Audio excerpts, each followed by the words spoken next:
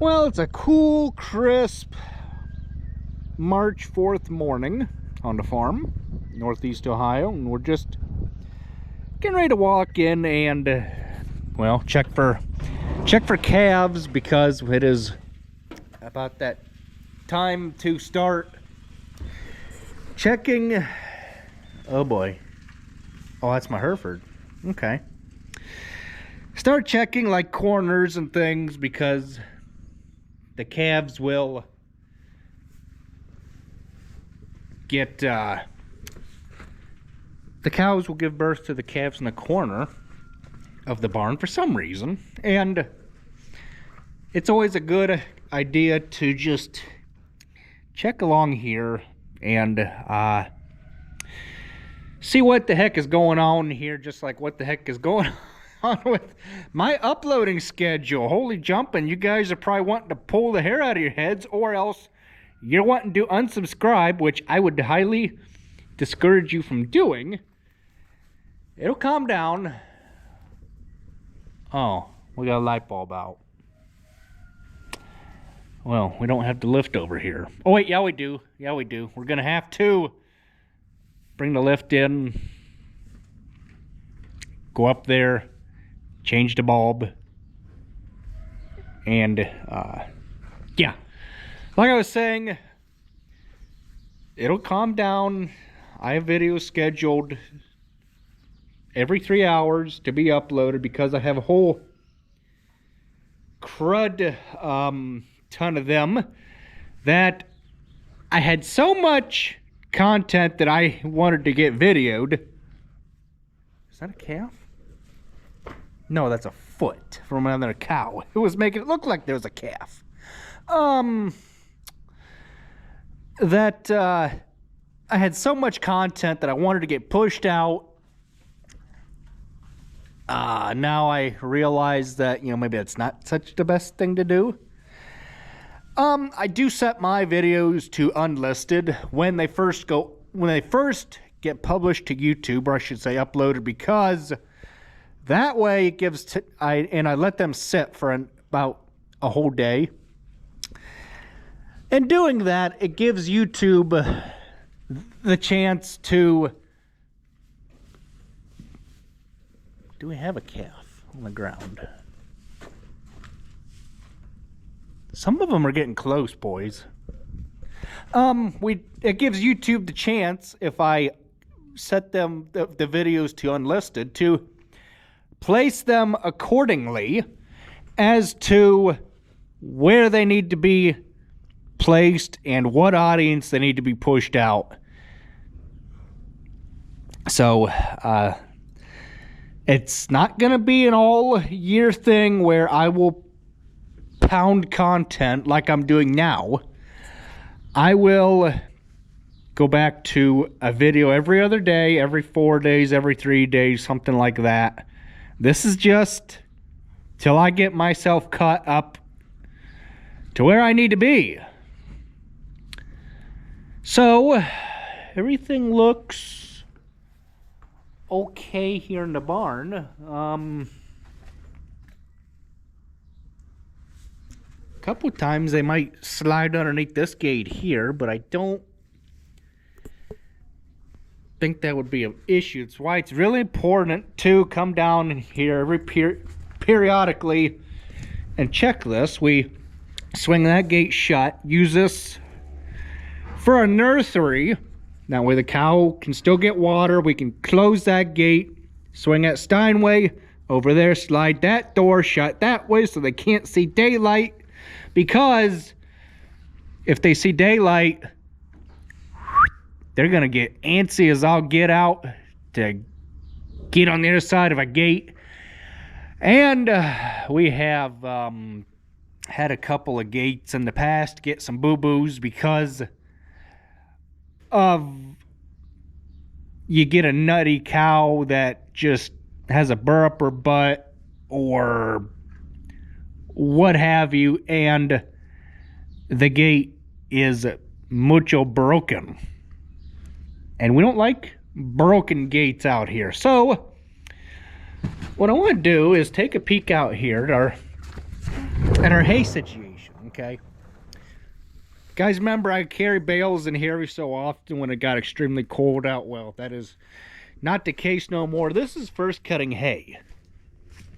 Okay, and we'll give them it to the cows when they start calving. I don't like the way that bale is sitting there, just kind of hanging out, but it's how it had to be to make the stack stay put. So if you guys didn't know, I'm gonna educate you on gates. There's different color gates and they mean something, okay? You guys see, well, actually we'll go up there because there's more gates up there that I want to use as an example. It's my brother-in-law's cab off his truck. So if anybody's curious, I know there's some curious subscribers of mine that ask questions, and that is perfectly fine. Perfect example. You guys are probably asking yourselves, what's the red gate and what's the blue gate? Well, the colors of the gates, we did not paint these, if that's what you're thinking. Nope. They mean something just a little bit more than that. What the colors of gates mean is the thickness, okay? You can obviously tell the red gate it has some more weight to it than the blue ones, okay? The blue ones, they get hurt a little bit easier than the red ones, okay? Now, there's gray gates as well, and we will go outside and I'll show you what I mean by those. So we got some more gates stashed out here, and these are the heavier, longer red gates, just like I was talking about, that were inside. These gray gates here, these are, I believe, like a medium duty grade gate. Then you have the blue gates that are, we'll just say the consistency the consistency of a pop can. When you squish it, it just crinkles and crushes ever so easy. These, they kind of can take a little bit of a beating, okay? They're a little less, what do I want to say? They're a little less heavy duty than these red gates are. Yes, these gates are heavy duty. They are a pain in the butt. If you have two people, one guy on that end, one guy on that end, or female, either or, they are heavy. But you know what? They do the job. So we got another Steinway gate. I actually forgot that we had this out here. It must have just recently been delivered. There is the latching mechanism that attaches to your fence post, just like such.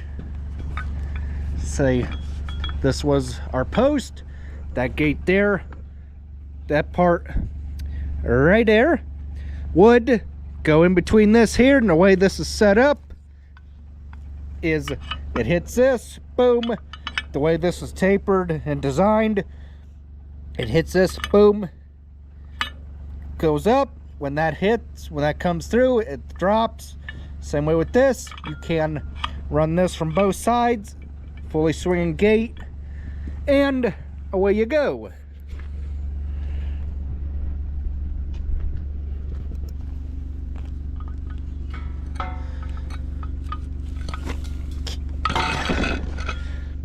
Nuts and stuff away from it.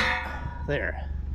Just like these gates here, these red ones. My sister made these when she was in FFA at Southeast High School shop class. She made these, welded them all up, and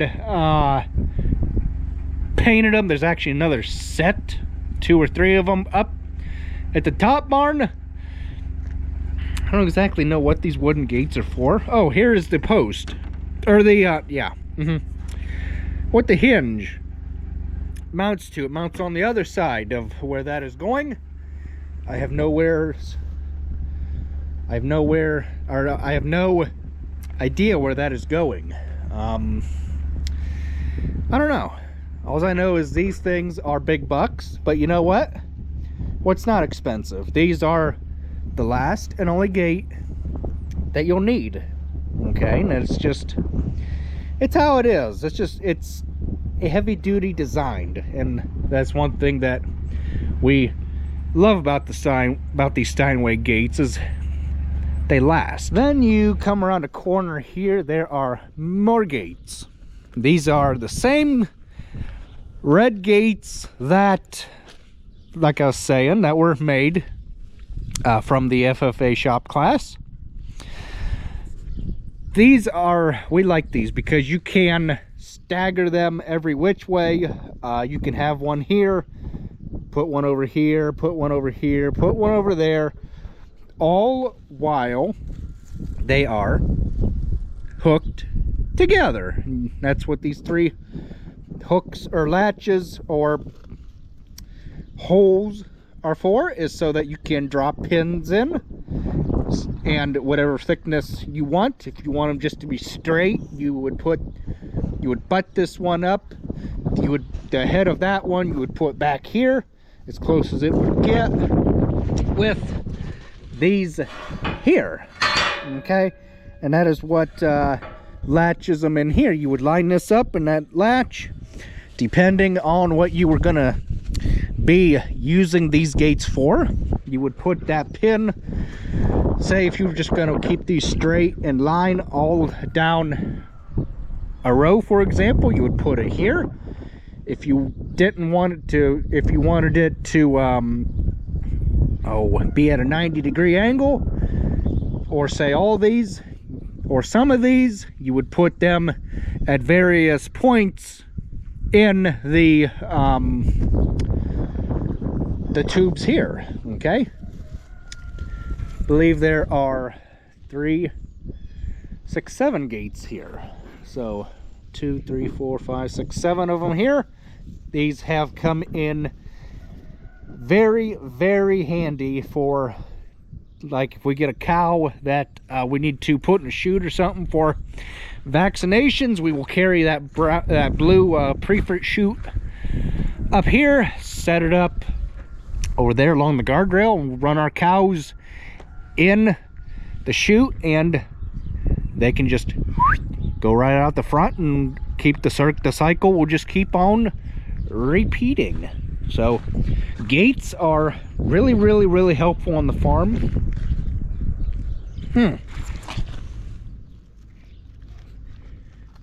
Now we better just not mess with that, because that's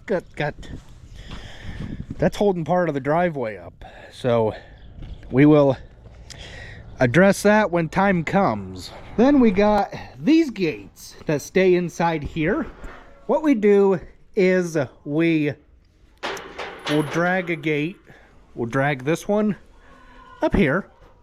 We'll chain it around the post here with this chain. We'll chain it up here to block this alleyway here. We'll drag that gate, this one right here, or vice versa. They're both the same length. We'll drag it across to the feed trough here. We'll take that gate right here,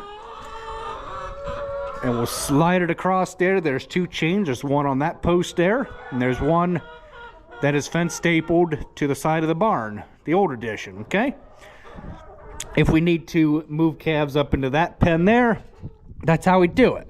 We just slide the gate across, block that off, swing this gate here shut just like it is. Okay, we're gonna be using that pen in a couple days anywho, so we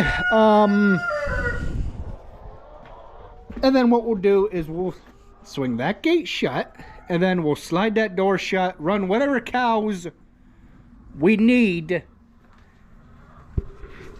in out of this group. If we ever need to, we would run them across the alleyway, swing them gates there open, swing that one. I believe, let me think. Is it this one would go in? This one would come and butt up against here.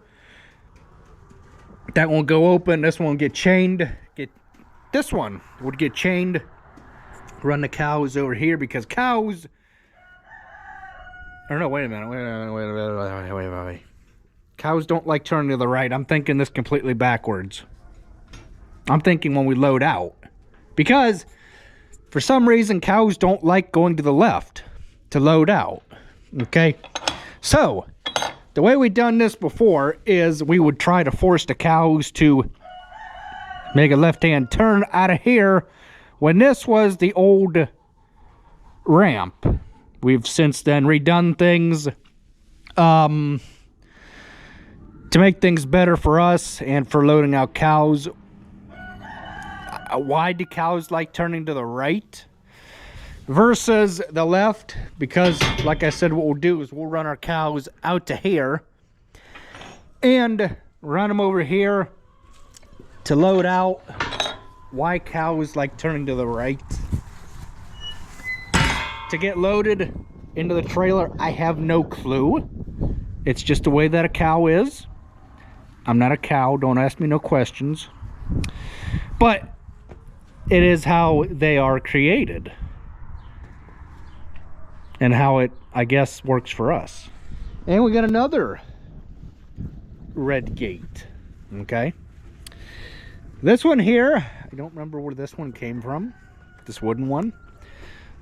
But the ramp, for those of you guys that have been with me for a long while, the ramp, I think the gate, or the gate,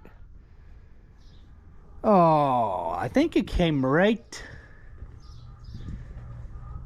what was it, right here? Yes, it was right here somewheres. And then you would have, and it matched on the other side. Okay, and then we had to end up using two gates anyhow to block this side, to block that side. We could pop the gates off the hinges, spin them, put a gate there, put a gate there to run the cows back and forth. When this was the old ramp, it was not, it was, I don't think it was as tall. We've had this whole thing redone to put beams in here I don't think those are load bearing, but I'm not sure, to make this whole thing work. Okay, and it's a lot easier doing it this way. Okay, yes, I do remember now. This gate goes across that way, and then we don't need anything here because we have this door with a latch here. And I love these latches. I also like how I like the latches on the outside of the doors here. You slide the doors shut. There are latches on the inside that you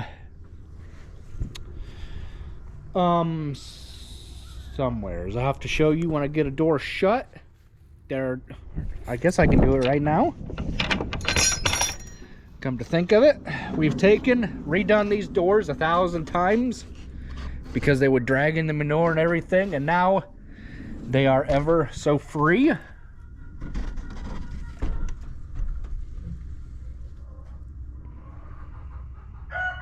No. Okay. And then all of a sudden, all it just takes is to, or I don't mean there were latches. You just Boom, you're latched. There's one down there on this end to keep the cows from playing with it. And that is the end of that. Went on ahead and put some windows in this just for daylight, and they do the job. And then you just take, when you're done, slide that wherever you need to be and put your latch back in, and away you go. And there's the same for that gate there. It swings around and latches right there with a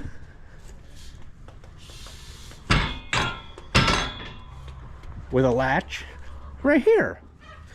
So we don't have to play around with baler twine anymore. It is a smaller version of that big latch over there. And then we just use a chain to hold it open. It works for our operation. So these stops here help keep the doors from sliding too far one way or the other. And they're really heavy duty doors. The other ones had this kind of siding. All of them did. Once you would get a spot, the cows would get a spot broke loose, it was game on. And we just made the decision to just put a big old sheet of plywood up over them and just be done with it. Yes, they're manure stained. You can't help it. And then the same for that door as well. You got a latch here, nice heavy duty latch. The bigger version of that smaller one there for that little brown gate. Very, very nice. Hits the stop down there. You latch it from the inside there, and away you go. So they stay in place. I'm hoping these are the last doors that we ever have to redo on this building in my lifetime. For the life of me, I've never understood how cows or pigs can taste so darn good, but yet some people can be allergic to pigs and say they smell so bad. Cows can be so darn destructive at times. That's why for the guardrail around the fence, cows can whoop at that all day long and nothing will happen. You guys have seen what has happened in the lower barn with that. But yet the cows taste so good. Can somebody please explain that one to me? Then we can swing that wooden gate over against that post there, chain it up. We can make 2 pens out of this and have 3 pens altogether. If we got some cows that need to be dealt with, some sick cows, some cows that need to be loaded out, we can sort them between these 2 pens. If we need to sort them further, we can sort them between this pen and this pen, and then whatever ones need to go up top, we can send out from this pen, walk them right up here, set the gates up like I talked about, right into that other pen. We have it set up to where we can load out of that up there if there's cows up there, or we can just back the truck right up to this door here, slide it open, load our cows right out, and be done and out of here. It works for us. What works for us might not work for somebody else, and what works for somebody else might not work for us.